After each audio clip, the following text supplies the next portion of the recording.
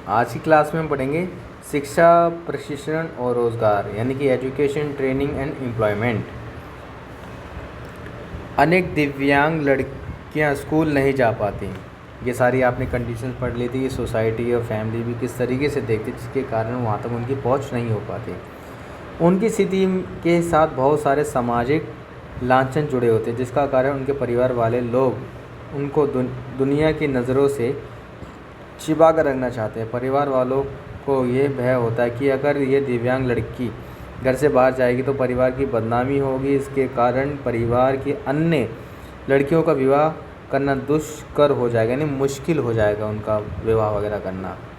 ठीक है, ऐसे विशेष विद्यालय, व्यावसायिक केंद्र जहाँ दिव्यांग लड़कियों के लिए उचित सुविधा उपलब्ध हो, आमतौर पर शहरी इलाकों में होते हैं तथा लड़कियों का उन केंद्रों तक रोज आना जाना परिवार के लिए बोझ बन जाता है। इतना एक्सपेंस वो उठा नहीं सकते।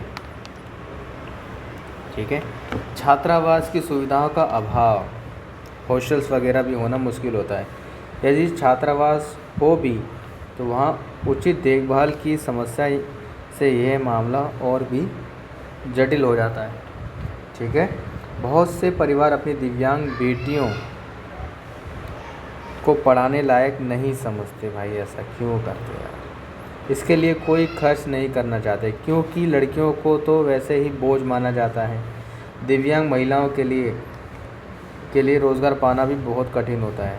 तभी तो सेंट्रल गवर्नमेंट ने मौलिक कर्तव्य में पॉइंट जोड़ा गया था कि 8 सेंटर तक, यानी 14 साल तक सभी को एजुकेशन निःशुल्क और फ्री दी जाएगी। और मौलिक कर्तव्य में पॉइंट जोड़ा गया था कि माँ बाप का ये कर्तव्य है कि वो अपने बच्चों को स्कूलों तक तो भेजें, क्योंकि सरकार थोड़ी घर से लेके आ पाएगी, क्योंकि ये तो बदलने पड़ेगा। स्कूलों का सारा खर्चा, सुविधाएं गवर्नमेंट देगी। आजकल तो ये होता भी है। ठीक है, हम दिल्ली में रहते हैं, दिल्ली में हमने भी देखा है कि बहुत सारे ऐसे बच्चे होते हैं जिनको लेने के लिए वैन आती है, उसमें टीचर भी होते हैं, वो स्कूल तक छोड़ते हैं और घर तक भी ड्रॉप करते हैं। तो आजकल की सारी चेंजेस हो रहे हैं, तो ये गवर्नमेंट को भी करना चाहिए। फैमिली भी अपने बच्चों को अब स्कूल वगैरह भेजने लगे हैं और ऑनलाइन एजुकेशन के माध्यम से कि और अच्छा सुधार होने लगा है। चलो, क्योंकि उनको शिक्षा और प्रशिक्षण मिलता ही नहीं, लेकिन अब क्या करें, अब मिलना चाहिए। इससे अनेक भविष्य में संकट हो जाता है, खास तौर पर तब जब उनके माता पिता की मृत्यु उनकी स्वतंत्र देखभाल के लिए धन राशि छोड़े बिना हो जाती है। मान लो कि फैमिली, माता पिता की डेथ हो जाए और कोई भी बजट या पैसा नहीं है, तो भाई ये बताओ कैसा जीवन व्यतीत होगा उस व्यक्ति, उस महिला का है, दिव्यांग बच्चों का। तो आप फील कर सकते हो, इमेजिन कर सकते हो, बड़ा ऐसा रहेगा। आगे देखते हैं। दिव्यांग लड़कियों तथा महिलाओं को बहुत सी स्वास्थ्य की समस्याएं उठानी पड़ सकती है, जिनका सरोकार उनकी दिव्यांगता से होता है। क्या करें? इसके लिए लंबे समय तक इलाज, पुनर्वास तथा व्यावसायिक चिकित्सा, फिजियोथेरेपी, विशेष पोषण आदि की आवश्यकता होती है, जो बहुत खर्चीले होते हैं। अब फैमिली नहीं है, कोई है नहीं, अब बताओ, बड़ी देरी लाए, बड़ा कठिन। दिव्यांगों को सहायक उपकरण जैसे श्रवण यंत्र, यानी कि व्हील चेयर, चलाने फिरने के लिए कृत्रिम अंग उपलब्ध कराने में निर्धन परिवारों को बहुत अधिक कठिनाई होती है। जो आर्टिफिशियल लेग वगैरह भी लगाते हैं, या व्हील चेयर है तो कोई बंदा चाहिए जो उनको आगे ड्रॉप करे ले जाए। आजकल तो रिमोट कंट्रोल वाले के सब आ रहे हैं, लेकिन व्हील चेयर से उठाना है, सुलाना है, तो उसमें भी चाहिए। महिला तब स्वास्थ्य केंद्रों पर जाना बहुत लज्जाजनक मानती है जब उनको लगता है कि स्वास्थ्य कर्मी उनके साथ असंवेदनशीलता और निर्दयता सा व्यवहार करते हैं। जब कोई ऐसा बेकार सा शख्स अगर किसी बच्चे के साथ गलत मिसयूज़ व्यवहार कर ले, तो ऑब्वियसली बात है उनका भरोसा हर चिकित्सा, हर व्यक्ति से उठ ही जाएगा। ऑब्वियसली क्या करें? तो ये भाई ऐसी मानसिकता किसी का नहीं उठाना चाहिए फ़ायदा। ठीक है, और इस तरह की गंदी सोच वाले लोग दूर ही रहें तो अच्छा है। प्लीज़, भगवान ने तुम्हें अच्छा शरीर दिया है तो प्लीज़ उसको, भगवान को धन्यवाद करो। अब किसी के पास नहीं है तो प्लीज़ उसकी मजबूरी का गलत फ़ायदा ना उठाओ।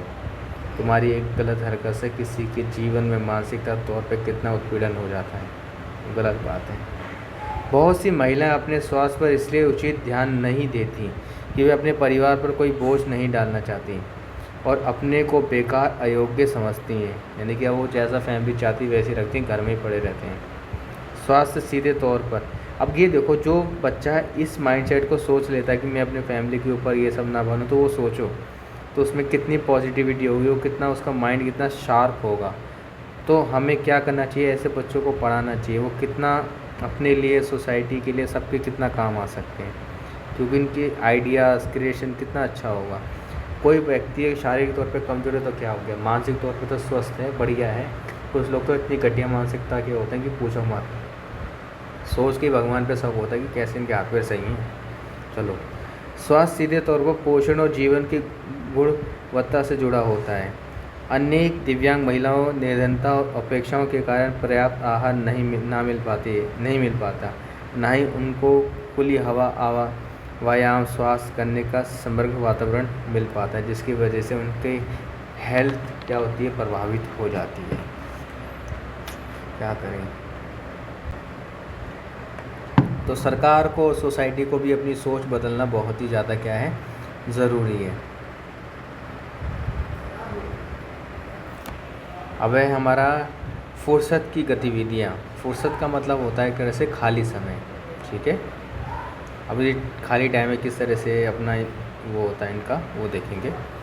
जैसा कि पहले उल्लेख किया जा चुका है कि दिव्यांग लड़कियों और महिलाएं आमतौर पर लांछन, कलह, शर्म और व्यवहारिक कठिनाई जैसे आवागमन की कठिनाई से चक्रव्यूह में घिरकर घर में ही कैद रहती है। वो बाहर नहीं जाती कि उनको गलत मानसिकता, उनकी फैमिली को कोई कमेंट्स ना करे।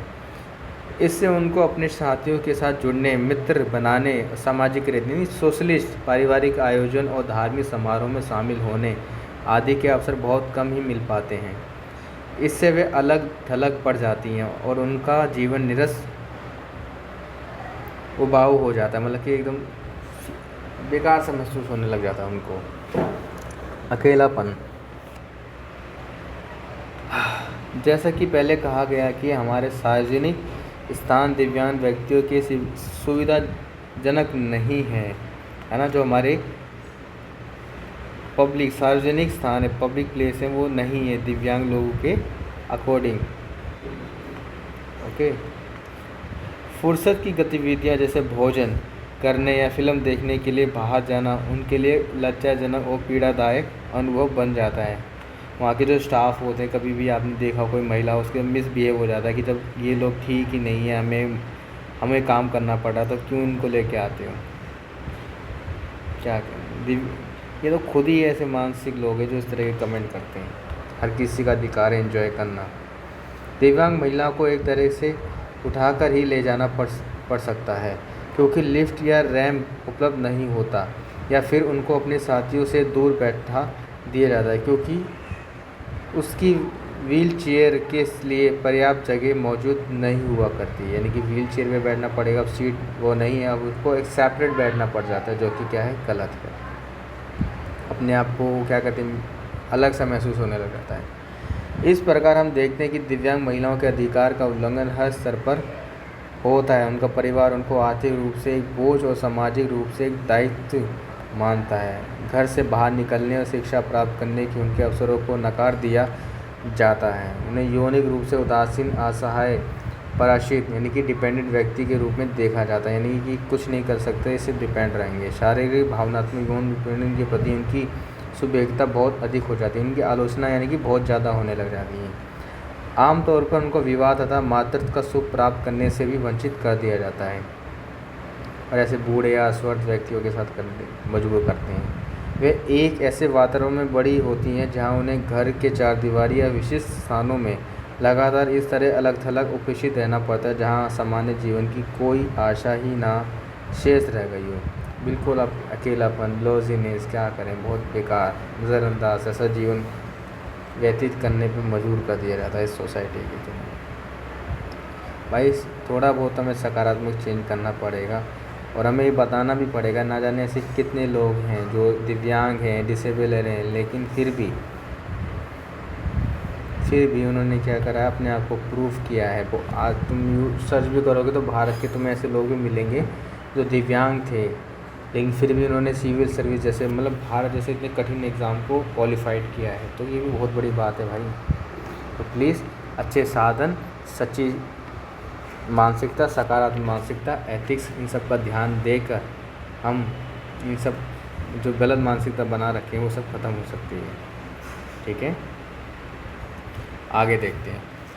यद्यपि मतलब हालांकि होता है, दिव्यांगता के अधिकारों के आंदोलन में अधिकारों की मांग पर आधारित दृष्टिकोण काफ़ी आगे बढ़ा है, किंतु दिव्यांग महिलाओं से जुड़े विशेष सरोकारों पर अभी भी ना तो सरकार की नीतियों और कार्यक्रमों में ना ही स्वयंसेवी संस्थाओं के स्तर पर कोई ध्यान दिया गया है।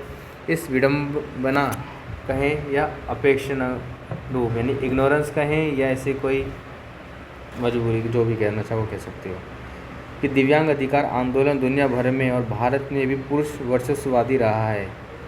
ये पूरी तरह से लैंगिक रूप से भेदभावपूर्ण भी हो सकता है, ऑब्वियसली बात है, ये जेंडर के भी वो कह सकते हो भेदभावपूर्ण हो रहा है। महिलाओं के आंदोलन में अंतर्राष्ट्रीय सम्मेलन भी दिव्यांग महिलाओं की शायद ही एक समूह के रूप में कोई मौजूदगी हो, अंतर्राष्ट्रीय स्तर पर शायद हो सकता है कि ऐसा कोई ग्रुप हो। फिर भी 1995 की बीजिंग घोषणा, यानी कि चाइना का आता है बीजिंग, कार्रवाई के लिए मंच में दिव्यांग महिलाओं को विशिष्ट रूप से सुबेग वर्ग के रूप में रखा गया, जिनकी अपने मौलिक अधिकार की सूचना तक पहुंच बहुत ही कम थी। यानी कम से कम मांग तो उठाई गई, चलो चाइना में कहीं भी थी लेकिन मांग उठाई गई, इनको भी एक मौलिक अधिकार, ये सब इक्वलिटी के राइट्स दिए जाएं। ये गंभीर कमी है जिसके विभिन्न स्तरों पर सुधारने की क्या है आवश्यकता है। ओके, और आप सब भी अपने सुझाव अपने आंसर में लिख सकते हैं। दिव्यांग महिलाओं की स्थिति 2006 में संयुक्त राष्ट्र की आम सभा सामान्य परिषद द्वारा पारित दिव्यांगों के अधिकार हेतु संयुक्त राष्ट्र अधिवेशन की सर्वाधिक महत्वपूर्ण विशेषताओं में से एक है। चूँकि भारत इस अभी समय हस्ताक्षर करने वाले देशों में शामिल है, भारत ने भी साइन करे इसमें 2007 में साइन करे, इसलिए इसका ये कर्तव्य है कि वह दिव्यांगता से जुड़ी अपनी सभी नीतियों और कार्रवाइयों में जेंडर परिप्रेक्ष्य को भी शामिल करे। यानी परिप्रेक्ष्य का मतलब होता है पर्सपेक्टिव,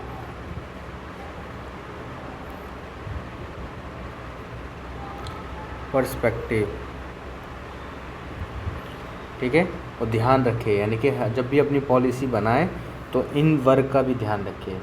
दिव्यांगता के संबंध में नवीन अधिनियम महिलाओं की यौनिक प्रजननमूलक स्वास्थ्य देखभाल तक पहुंच से विशिष्ट रूप से संदर्भित है। हालांकि इस विषय में अभी तक बहुत कुछ किया जाना शेष है। दिव्यांग महिलाएं किस प्रकार अपने सभी अधिकार हासिल कर सके, तो आप भी अपने कमेंट्स दे सकते हैं कि हमें अपने सोसाइटी का नज़रिया बदलना चाहिए, हेल्थ मेडिकल सुविधाओं तक पहुँच होनी चाहिए, एजुकेशन में आरक्षण ये सब भी देना चाहिए। ओके, सबसे बड़ी बात होती है समझ को बदलना, जो कि बहुत बड़ी बात है। और ये पूरे चैप्टर का एक सारांश है, आप इसको पढ़ सकते हैं आराम से। ओके, ये डिस्क्लेमर है जिन्होंने ये सारी बातें लिखी हैं, उनका नाम है ये।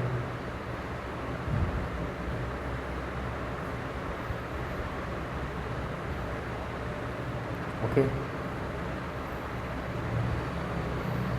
ये इसका मतलब होता है डेवलपमेंट। कोई आप ऐसा वर्ड पढ़ो कोई दिक्कत आएगा, मैं पहले बता देता हूँ, इसका मतलब होता है डेवलपमेंट,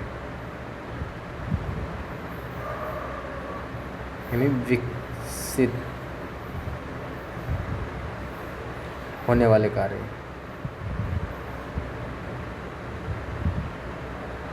ओके, अब मिलेंगे आपसे अब नेक्स्ट चैप्टर के साथ। ये यूनिट होगी ख़त्म। Okay, bye.